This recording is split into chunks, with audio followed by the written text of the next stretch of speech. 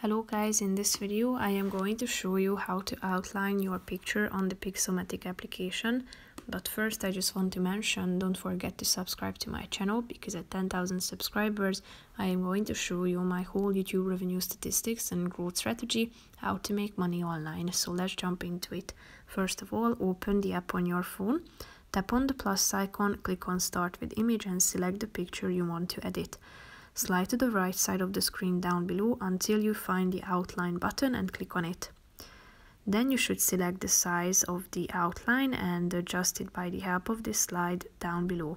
You can also select the color of the outline. Here you can choose it. After picking a color, you can further narrow down the color to another shadow.